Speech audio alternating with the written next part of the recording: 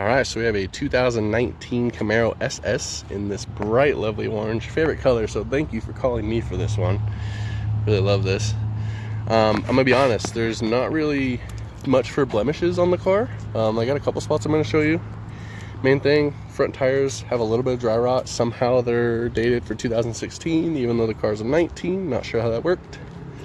They are run flats, but they have some dry rot in the tread.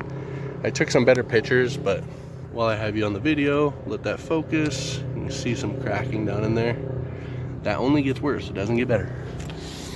You can see here your lip is kind of hanging down.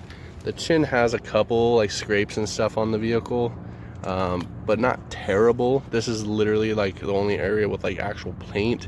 This has on the very front tip, like they caught the curb just barely, so it's a little scuff there. Grill lights and everything are in really good shape. Hood's in good shape. Little marks are bird poop. Wheels are in really good shape too. They do have a bit of brake dust stuck to them, but no real scuffs or anything on there for the most part. As far as exterior, you have a little chip here. I don't know how it didn't do anything to the pillar, but it definitely chipped that. And then right here on your door, there's a little like scratch, a couple little ones. This one catches your nail. It's a little deeper. You might be able to PDR that, get it touched up. Orange is hard to touch up. So rear looks really good. Has the radar and everything, backup camera. In your spoiler has a digital rear view mirror. Looks good. Back tires are newer. They're from 21, but they're great tread. Continental's a good tire. You'll see, I don't know if the camera picked it up, but there's like a little bit of swirling in the paint. That's the only thing I would say. But honestly, the paint's in really good shape. Overall, the car's looks good. Looks real good. All right, we're gonna do the engine bay part here. You did have questions about aftermarket stuff. This is pretty much stock. I haven't found anything aftermarket on the vehicle. So stock intake, stock manifolds, the engine has not been opened up, stock exhaust even. So it is a valved exhaust, so that's cool. What I'm going to do here is just put the camera down. I'm going to do an engine bay startup, and then I'll even do a startup from the back of the car too. So just bear with the camera on this part. I'll be right back.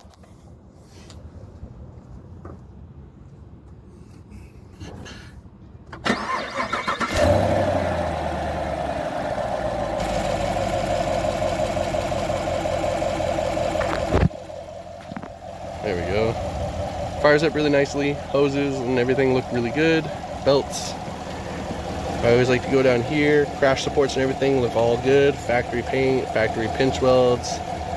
None of these bolts look like they've been turned. No marks on anything. Going down the other side, same deal. Looks really good. The only thing I did have a gripe is the condition of the brake fluid. It is a bit dark, just a sign of moisture over time.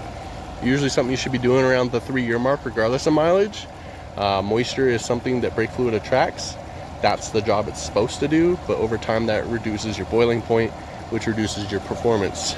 So something to keep in mind. Right now I'm just going to put it to the back. I want to do a startup from the back of the car. All right.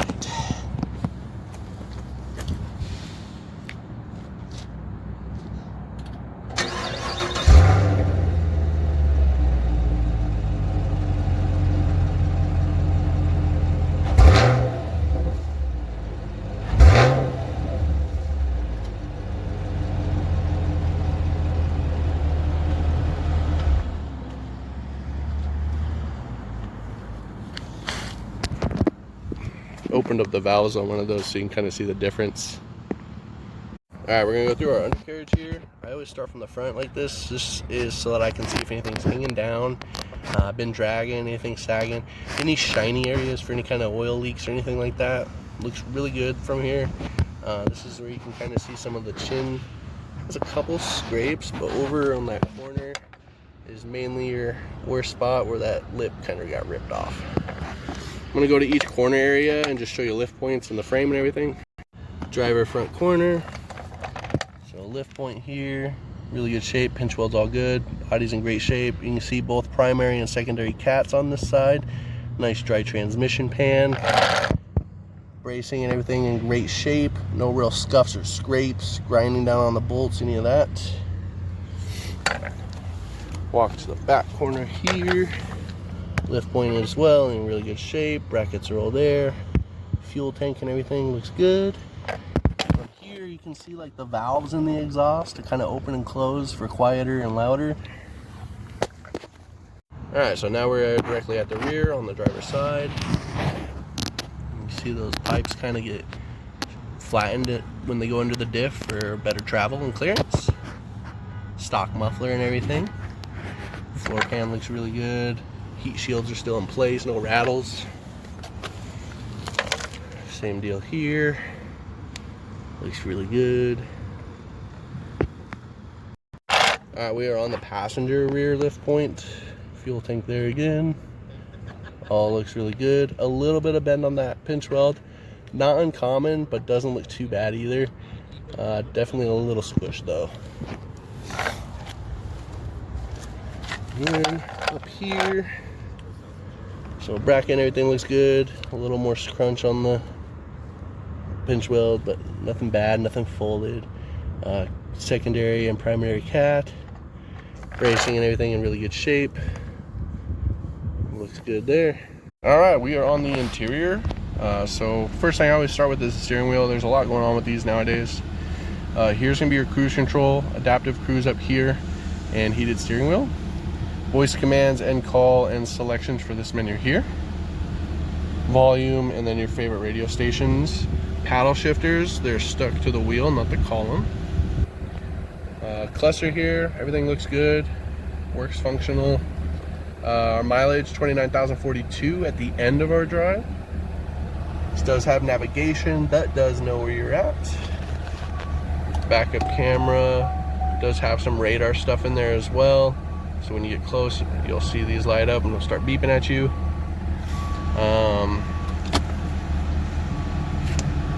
And then I believe this does have like Android Auto, Apple CarPlay and all that. And Wi-Fi you can put in these GM cars. My 2015 even had Wi-Fi. AC seats, heated seats, dual climate, both sides power. And then you can change temperatures. That does work as needed. This is how you change your temperature, which was funny. Rear view camera or mirror. The camera, I will say, shows you way more than you can see out of the back glass. Does have touring, sport, track, and then snow and ice. Track control off. All the way in drive. Slap it over and you can shift with this if you like to grab gears. Small center console, couple cup holders, 12 volt here. From here you do have memory seats with an exit feature and then auto windows both sides. And then you do have a HUD display. I don't know. Oh, I did get it. Nice. The camera sometimes does not pick those up, so you can kind of see your speed, RPM, and you can actually change the info to whatever you like. I'm pushing buttons too fast, but yes, works good. It took me a second to figure out how to adjust it, but once I did, I got it set just right. And then we're gonna pause here and look from the outside in. So in on the driver door card, this does have the bows, leather and everything's in really good shape. On the Camaro plate here, there's a couple scrapes here, but overall in good shape. Seats have a little bit of like, you know, I've been sat in, but they're not cracking. It's just kind of like how the folds wear into leather. Seams and everything are in really good shape. Normally this is where Chevys have the tear or the wear in it. Pedals and carpet are in really good shape. There are floor mats in the back. And then back seat, I'm pretty confident no one's ever really sat in here. There's not a lot of space to do so unless you're a very short person in the front. Seats are pretty much feel brand new, still firm.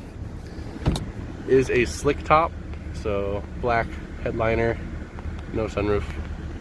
And I'm gonna just hop sides. All right, camera magic, we're over here. So this door card are also in really good shape. These do have lights in the doors that light up.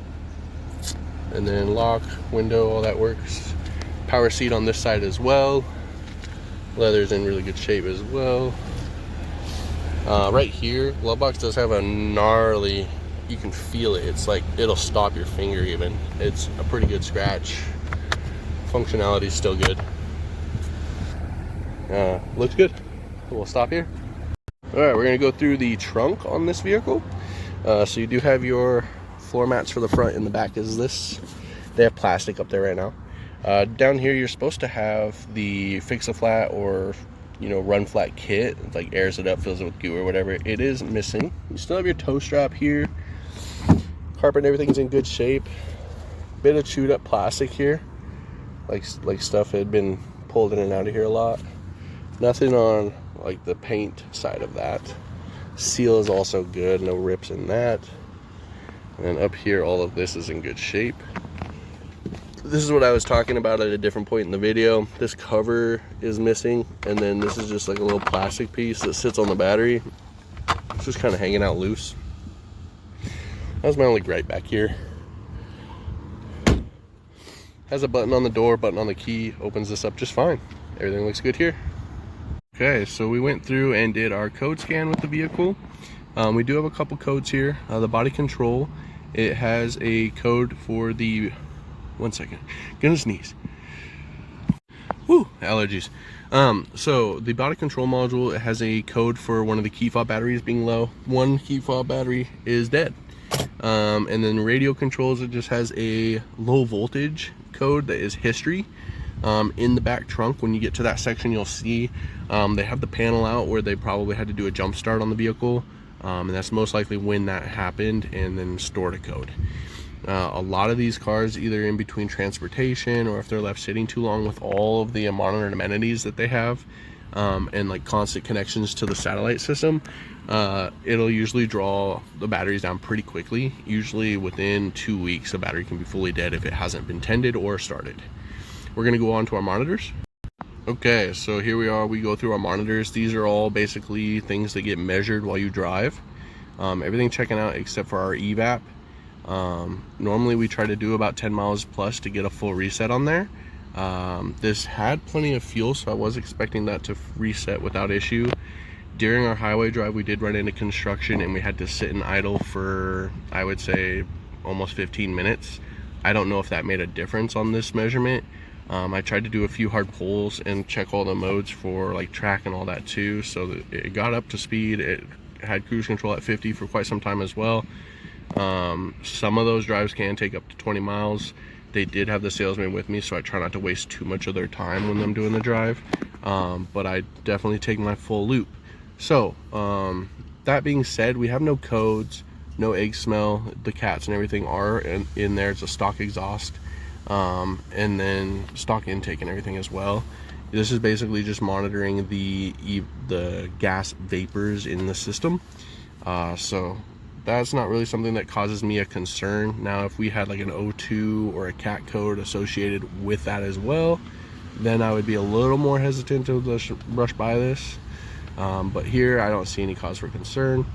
And then down here you can see the VIN on the computer also matches the VIN on our tag plate, so that's always a plus. Like to make sure those match. We're gonna stop here and keep pushing through. Alright, so this is our 2019 Camaro SS bright orange. Do a quick conclusion here. A couple notes you had.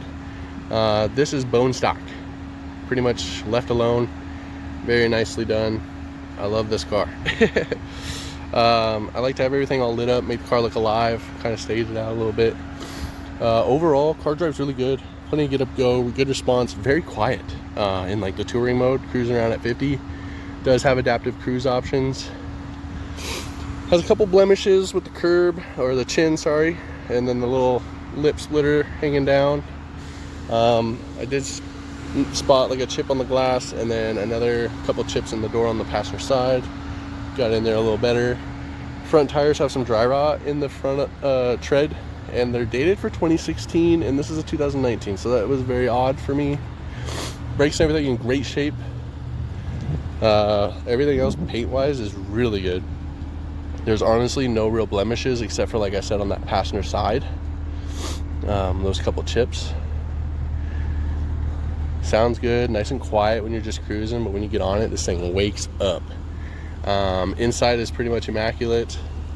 There is a little blemish on the glove box, did point that out, and then like I said, a little chip on the glass here.